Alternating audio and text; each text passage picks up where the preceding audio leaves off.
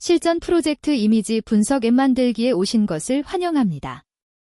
이 강의에서는 드래그 앤 드롭으로 이미지를 업로드하고 AI 모델로 분석한 결과를 시각화하여 내보내는 완성형 웹 앱을 만들어 봅니다. 초급 개발자도 따라할 수 있도록 단계별로 설명합니다. 퀴즈 7개가 포함되어 있으니 학습 후 꼭 풀어보세요. 이번 강의에서 배울 내용입니다. 드래그 앤 드롭 구현, 이미지 미리 보기, 다중 모델 분석, 분석 결과 시각화, 결과 내보내기, 그리고 PWA로 배포하는 방법까지 6가지 주제를 다룹니다. 각 단계를 실전 코드와 함께 살펴보겠습니다. 첫 번째로 드래그 앤 드롭이 무엇인지 알아봅시다.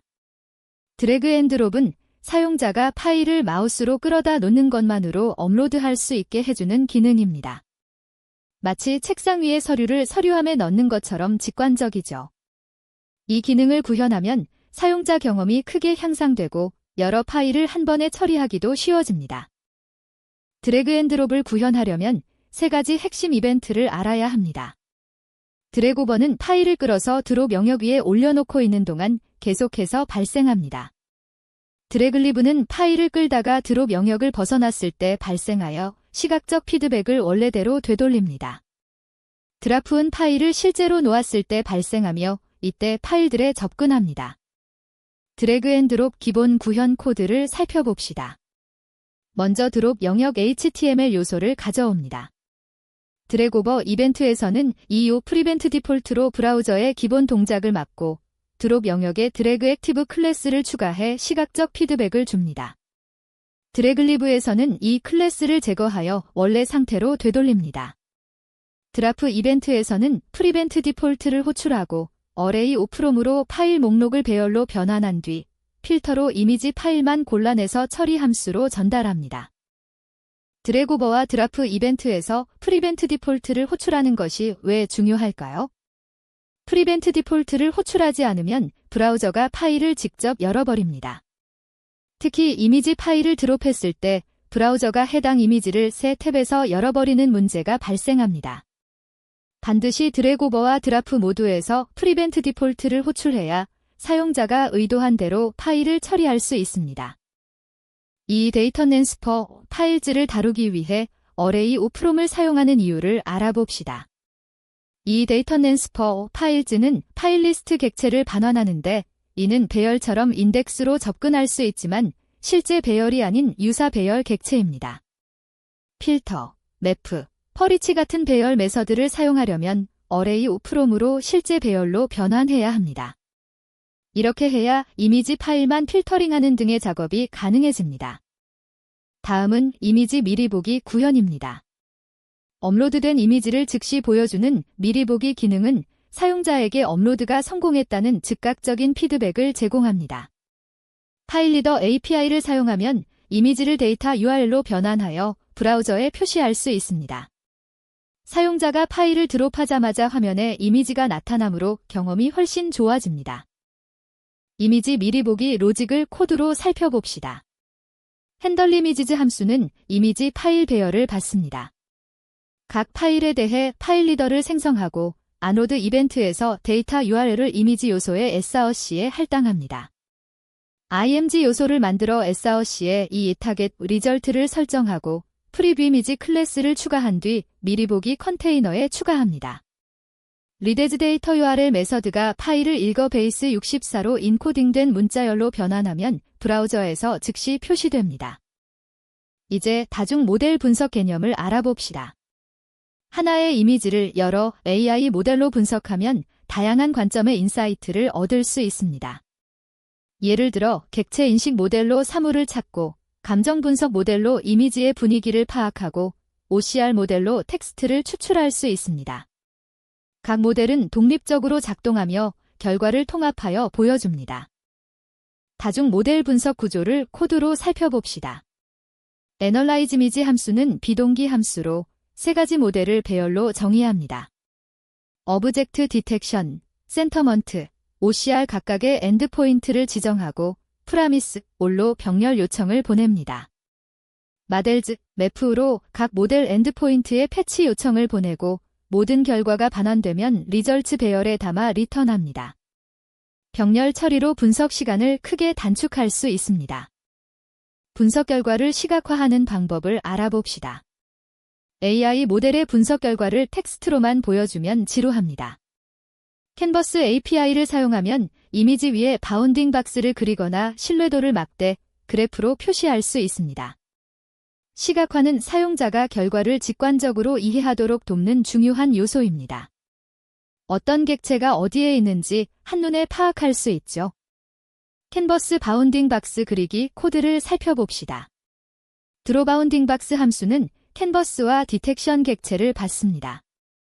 2D 컨텍스트를 가져와 보라색 스트록 스타일로 선을 설정하고 라인위드스를 3으로 지정합니다.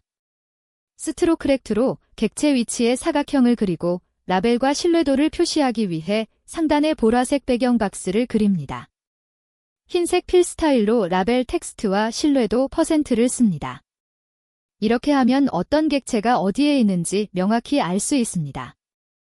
분석이 끝나면 결과를 저장하거나 공유할 수 있어야 합니다. 캔버스를 이미지로 변환하여 다운로드하거나 JSON 형식으로 데이터를 내보낼 수 있습니다. 사용자가 원하는 형식을 선택할 수 있도록 옵션을 제공하는 것이 좋습니다. 특히 캔버스를 PNG 이미지로 변환하면 분석 결과를 바로 저장할 수 있어 편리합니다. 캔버스 이미지 다운로드 코드를 살펴봅시다. 다운로드 캔버스 이미지 함수는 캔버스와 파일 네임을 받습니다. 캔버스 토블라브 메서드로 이미지 데이터를 블라브 객체로 변환하고 URL 크리에이터 오브젝트 URL로 다운로드 가능한 임시 URL을 생성합니다. A 태그를 만들어 href에 URL을 설정하고 다운로드 속성에 파일명을 지정한 뒤 클릭 이벤트를 발생시킵니다. 브라우저가 파일을 다운로드하고 마지막으로 URL 리보크 오브젝트 URL로 메모리를 해제합니다. PWA가 무엇인지 알아봅시다. 프로그레시브 웹 앱은 웹 기술로 만들었지만 네이티브 앱처럼 동작하는 애플리케이션입니다. 오프라인에서도 작동하고 홈 화면에 설치할 수 있으며 푸시 알림도 받을 수 있습니다. 서비스 워커가 핵심 기술로 백그라운드에서 네트워크 요청을 가로채서 캐싱하거나 오프라인 응답을 제공합니다. PWA 매너페스트 파일을 살펴봅시다. 매너페스트 JSON 파일은 앱의 메타데이터를 정의합니다. 네임은 앱의 전체 이름, 슈어트 네임은 홈 화면에 표시되는 짧은 이름입니다. 스타트 URL은 앱이 시작되는 URL, 디스플레이는 스탠덜론으로 설정하면 브라우저 UI 없이 전체 화면으로 실행됩니다. 백그라운드 컬러와 심 컬러로 앱의 색상을 지정하고 아이칸즈 배열의 192x 192와 512x 512 크기의 아이콘을 정의합니다. 이 파일을 추가하면 사용자가 홈 화면에 앱을 추가할 수 있습니다. 서비스 워커를 등록하는 방법을 알아봅시다. 서비스 워커는 브라우저 백그라운드에서 시행되는 스크립트로 네트워크 요청을 가로채서 캐싱하거나 오프라인 응답을 제공할 수 있습니다. 앱이 로드될 때 서비스 워커를 등록하면 이후 방문 시 빠르게 로드되고 오프라인에서도 작동합니다. 서비스 워커 등록 코드를 살펴봅시다. 먼저 브라우저가 서비스 워커를 지원하는지 확인합니다. 윈도우 애드 이벤트 리서너로 로드 이벤트를 리스닝하고 페이지 로드 후 내버게이터 서비스 워커 레지스터로 SW의 JS 파일을 등록합니다. 등록이 성공하면 레지스트레이션 스코프를 콘솔에 출력하고 실패하면 에러를 로깅합니다. 이후 서비스 워커가 활성화되어 네트워크 요청을 처리하며 오프라인 경험을 제공합니다. 첫 번째 퀴즈입니다. 드래그 앤 드롭 구현 시 드래그오버와 드라프 이벤트에서 반드시 프리벤트 디폴트를 호출해야 하는 이유는 무엇인가요? 4가지 선택지 중 정답을 생각해보세요. 이벤트 버블링을 방지하기 위해, 브라우저가 파일을 직접 열거나 기본 동작을 수행하는 것을 막기 위해, 드롭 영역의 CSS 스타일이 초기화되는 것을 방지하기 위해, 또는 파일 객체가 가비지 컬렉션 되는 것을 막기 위해입니다. 정답은 2번입니다. 브라우저가 파일을 직접 열거나 기본 동작을 수행하는 것을 막기 위해 프리벤트 디폴트를 호출합니다. 프리벤트 디폴트를 호출하지 않으면 브라우저는 기본 동작을 수행합니다. 특히 이미지 파일을 드롭했을 때 브라우저가 해당 이미지를 새 탭에서 열어버리는 문제가 발생합니다. 드래그오버와 드라프 이벤트 모두에서 프리벤트 디폴트를 호출해야 사용자가 의도한 대로 파일을 처리할 수 있습니다. 두 번째 퀴즈입니다. 드래그 앤 드롭에서 파일 목록을 다루기 위해 Array from 이 데이터 트랜스퍼 파일즈를 사용하는 이유는 무엇인가요? 파일 리스트 객체는 보안상 직접 접근이 제한되어 있기 때문에 파일 리스트 객체는 유사 배열 객체라서 필터, 매프 등의 배열 메서드를 사용하려면 배열로 변환해야 하기 때문에 이 데이터 트랜스퍼 파일즈가 프라미스를 반환함으로 동기적으로 처리하기 위해 또는 브라우저 호환성을 위해 모든 파일을 복사본으로 만들어야 하기 때문입니다. 정답은 2번입니다. 파일 리스트 객체는 유사 배열 객체라서 필터, 매프 등의 배열 메서드를 사용하려면 배열로 변환해야 하기 때문입니다. 이 데이터 트랜스퍼 파일즈는 파일 리스트 객체를 반환하는데 이는 배열처럼 인덱스로 접근할 수 있지만 실제 배열이 아닌 유사 배열 객체입니다.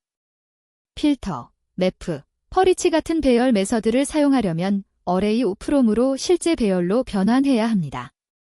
이렇게 해야 이미지 파일만 필터링하는 등의 작업이 가능합니다. 세 번째 퀴즈입니다. 드래그 앤 드롭 구현에서 세 가지 핵심 이벤트, 드래그오버, 드래그리브, 드라프의 역할을 올바르게 설명한 것은 무엇일까요? 각 이벤트가 언제 발생하는지 생각해 보세요. 드래그오버는 드래그 시작 시, 드래그리브는 드래그 종료 시, 드라프는 파일이 영역 위에 있을 때 발생한다. 드래그오버는 파일이 영역 위에 있을 때 계속 발생하고 드래그리브는 영역을 벗어날 때, 드라프는 파일을 놓았을 때 발생한다. 드래그오버는 한 번만 발생하고 드래그리브는 드래그 취소 시, 드라프는 영역 진입 시 발생한다. 또는 드래그오버는 파일 선택 시, 드래그리브는 파일 삭제 시, 드라프는 업로드 완료 시 발생한다입니다. 정답은 2번입니다. 드래그오버는 파일이 영역 위에 있을 때 계속 발생하고 드래그리브는 영역을 벗어날 때, 드라프는 파일을 놓았을 때 발생합니다. 드래그오버 이벤트는 파일을 끌어서 드롭 영역 위에 올려놓고 있는 동안 계속해서 발생합니다. 드래그리브 이벤트는 파일을 끌다가 드롭 영역을 벗어났을 때 발생하여 시각적 피드백을 원래대로 되돌리는 데 사용됩니다.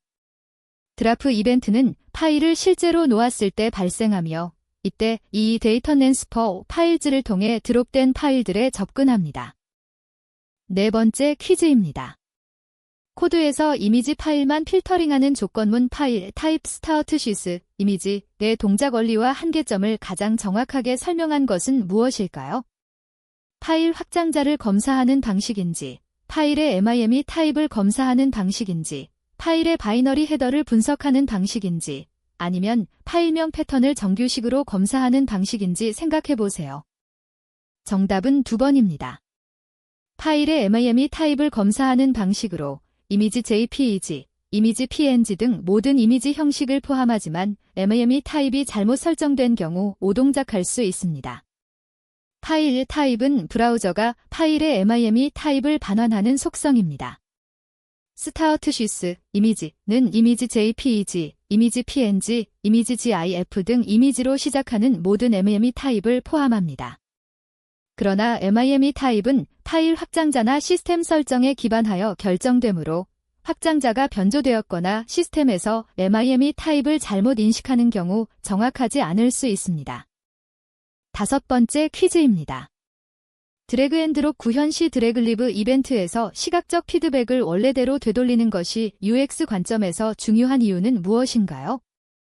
브라우저 메모리 누수를 방지하고 성능을 최적화하기 위해 사용자에게 현재 드롭 가능한 영역이 어디인지 명확히 인지시켜 의도한 위치에 파일을 놓을 수 있도록 돕기 위해 CSS 애니메이션이 무한 루프에 빠지는 것을 방지하기 위해 또는 접근성 표준 WCAG 2.1 준수를 위한 필수 요구 사항이기 때문입니다. 정답은 2번입니다. 사용자에게 현재 드롭 가능한 영역이 어디인지 명확히 인지시켜 의도한 위치에 파일을 놓을 수 있도록 돕기 위해입니다. 시각적 피드백은 사용자에게 현재 상태를 명확히 전달하는 역할을 합니다. 드래그 중일 때 영역이 활성화되어 있음을 보여주고 영역을 벗어나면 원래 상태로 돌아가야 사용자가 여기에 놓으면 안 되는구나를 직관적으로 이해할 수 있습니다. 이는 사용자가 정확한 위치에 파일을 드롭하도록 유도하는 중요한 UX 패턴입니다. 6번째 퀴즈입니다. 쇼핑몰 관리자 페이지에서 상품 이미지를 여러 장 등록하는 시나리오를 고려할 때 드래그 앤 드롭과 일반 파일 선택 버튼을 함께 제공해야 하는 이유로 가장 적절한 것은 무엇일까요? 드래그 앤 드롭은 모바일 기기에서 지원되지 않으므로 대체 수단이 필요하다. 일부 사용자는 드래그 앤 드롭에 익숙하지 않거나 접근성 도구를 사용할 수 있으므로 다양한 입력 방식을 제공해야 한다. 드래그 앤 드롭은 10개 이상의 파일을 처리할 수 없는 기술적 제한이 있다. 또는 파일 선택 버튼만 있으면 서 점수가 향상되기 때문입니다. 정답은 2번입니다. 일부 사용자는 드래그 앤 드롭에 익숙하지 않거나 접근성 도구를 사용할 수 있으므로 다양한 입력 방식을 제공해야 합니다. 사용자 경험 관점에서 다양한 입력 방식을 제공하는 것이 중요합니다. 일부 사용자는 드래그 앤 드롭 인터페이스에 익숙하지 않을 수 있고 스크린 리더 등 접근성 도구를 사용하는 사용자는 드래그 앤 드롭이 어려울 수 있습니다. 또한 터치 기반 기기에서는 드래그 앤 드롭이 직관적이지 않을 수 있어 대안적인 입력 방식을 함께 제공하는 것이 바람직합니다. 마지막 퀴즈입니다. 드래그 앤 드롭 구현에서 코드 순서가 중요한 이유는 무엇인가요? 드라프 이벤트에서 이 프리벤트 디폴트를 먼저 호출하고 칸스트 파일즈 어레이 오프롬 이 데이터 낸스퍼 파일즈를 실행하는 순서 말입니다. 프리벤트 디폴트를 먼저 호출해야 이 데이터 낸스퍼 파일즈에 접근할 수 있다. 자바스크립트는 동기적으로 시행되므로 순서와 관계없이 동일하게 동작한다. 프리벤트 디폴트를 먼저 호출해야 브라우저의 기본 동작이 파일 처리 로직보다 먼저 시행되는 것을 방지할 수 있다.